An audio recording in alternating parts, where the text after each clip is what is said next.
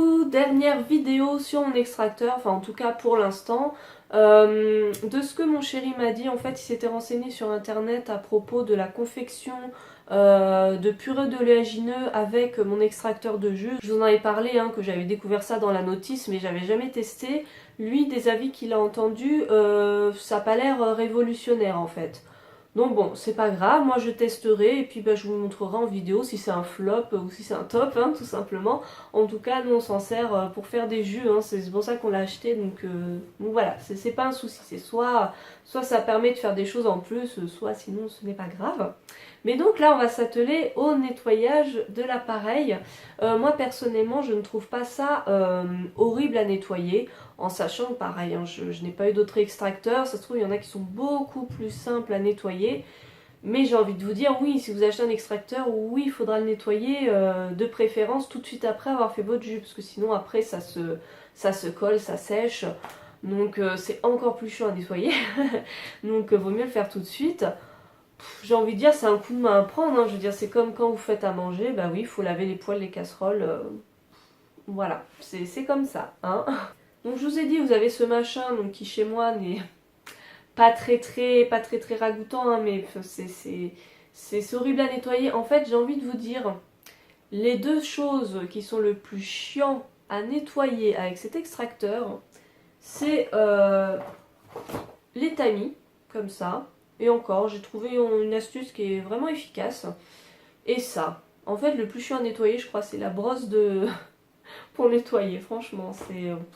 Donc en fait, bah, vous passez sous l'eau, vous frottez avec la petite brosse, ça part très bien, moi je ne vois aucun souci, que ce soit pour le boîtier de double engrenage, pour les doubles engrenages justement, même le boîtier de sortie de jus, voilà, il y a quelques petits recoins qui nécessitent voilà, de s'embêter en fait avec cette partie-là, ou voilà ça pour un petit peu racler, mais enfin ça vient très bien, en 2 secondes, enfin 2 secondes.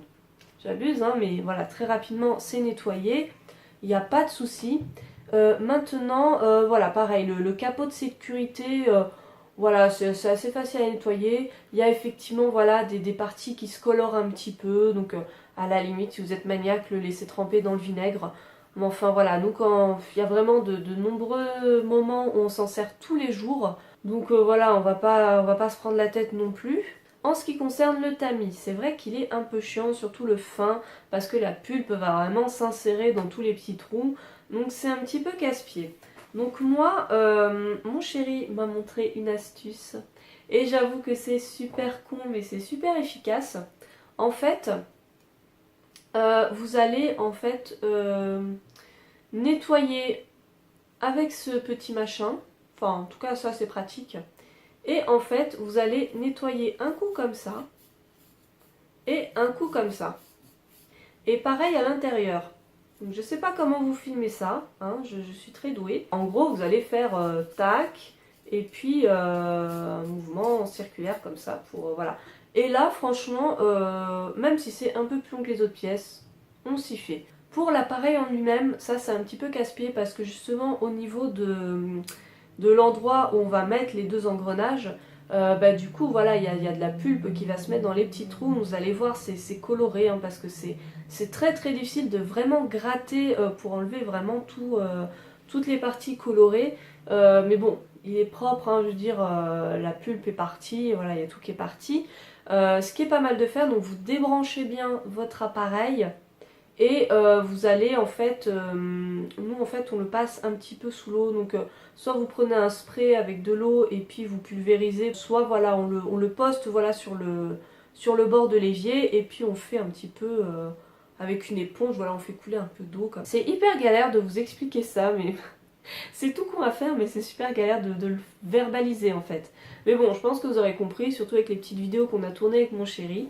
Donc voilà, est-ce que franchement je suis très intéressée de savoir vous, si vous avez d'autres extracteurs de jus, si ça vous semble plus compliqué ou pareil ou moins compliqué qu'un autre extracteur de jus, puisque comme je vous dis, je n'ai pas d'autres points de comparaison. Donc est-ce que le mien est chiant à nettoyer ou pas? Dites-le moi en commentaire. Sur ce, je crois que j'en ai fini avec ma série de vidéos sur mon extracteur. J'aurais mis 10 mois à, à vous filmer tout ça. Je vous ferai donc à un moment donné, je ne vous dis pas quand parce que voilà, hein, je suis débordée de travail, etc. Donc hein, je ne vais pas vous faire de promesses, mais ça viendra un jour. Donc je vous ferai une vidéo sur comment on peut faire des pâtés avec ou des purées d'oléagineux. Même si ça marche pas, en fait, je vous le filmerai parce que ça peut intéresser des gens de voir si ça marche ou si ça marche pas. Voilà, bah, j'ai fini, donc je vous fais plein de bisous. Et puis bah, je vous dis à très bientôt pour des vidéos un petit peu plus beauté et puis voilà, choses habituelles quoi.